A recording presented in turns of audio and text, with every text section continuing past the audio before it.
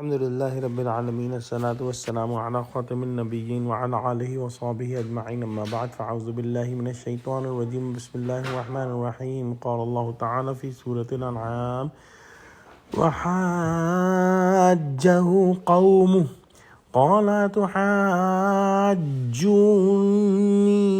fillahi wa qad hadan ولا أخاف ما تشركون به إلا أن يشاء ربي شيئا وسع ربي كل شيء علما أفلا تتذكرون. Translation.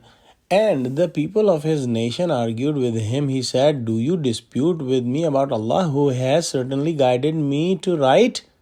I do not fear those whom you associate with Allah, unless my Rabb wills something. My Rabb embraces all things in knowledge.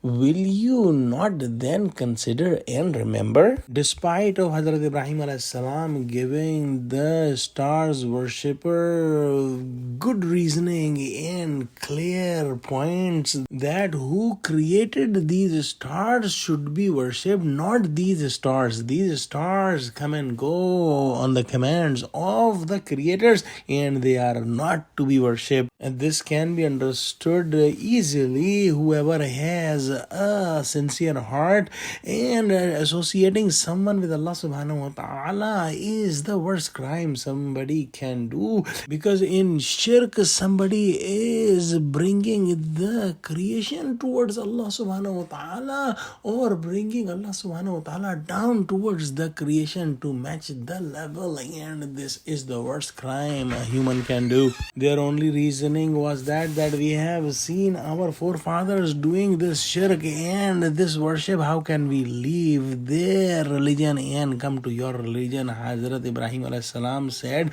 that, "Do you argue with me about Allah subhanahu wa ta'ala, who has given me the guidance? And once I have guidance, I am never going to leave that, and I can never leave my true Rabb, and I am very hopeful that Allah subhanahu wa ta'ala will give me all kind of goodness." With the wordings of this ayah, it is very possible that these people tried to scare Ibrahim alayhi salam from the false gods, and Ibrahim alayhi salam clearly said that, "Are you trying to scare me with these false gods? They themselves are without any life and they have no authority over me or no authority on anything else." And he said that they cannot do any harm to me. Yes, my Rabb, if he wants to do anything, any good or any bad on me,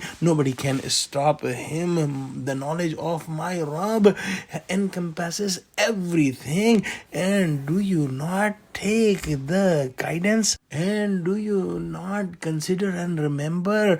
An important point to understand that if there is a heart that is looking for guidance and it is soft and it is on the truth, Allah subhanahu wa ta'ala guides that heart towards the straight path. But if there is arrogance in the heart, if there is crime and filth in the heart, then no matter who is preaching that person, that heart will never accept the guidance of Allah subhanahu wa ta'ala and will never be guided. Let's pray that Allah subhanahu wa ta'ala please make our hearts soft and make us steadfast on 100% tawheed and let us not go astray. Ameen.